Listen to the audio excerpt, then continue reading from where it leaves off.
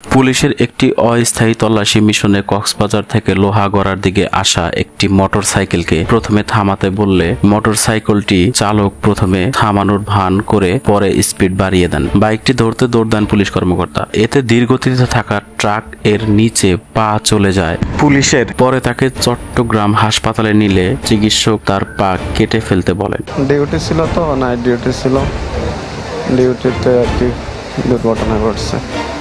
অপ্রত্যাশিত। তার পা এখন হাঁটুর নিচ থেকে কেটে ফেলা হয়েছে। আমরা ওনার জীবন রক্ষা করার জন্য এই পাটাকে আমাদের স্যাক্রিফাইস করতে হয় এবং এই স্যাক্রিফাইস যেটা আমরা করছি তাও প্রাইমারিলি আমরা এটা করে নিছি বিকজ ওনার যাতে আর ফার্দার কোনো প্রবলেম না হয় এই জন্য আমরা একটা অপারেশন করছি। ওনার পরবর্তীতে এই পাতে একটা আর্টিফিশিয়াল পা লাগিয়ে ওনার যাতে স্বাভাবিক জীবনযাপন করতে পারে ওই ব্যবস্থা করার জন্য ওনার আরেকটা অপারেশন আমাদের করতে হবে। এ ব্যাপারে সড়ক দুর্ঘটনা আইনে থানায় একটি মামলা হয়। ট্রাক এবং বাইকটি এখন থানার হেফাজতে আছে।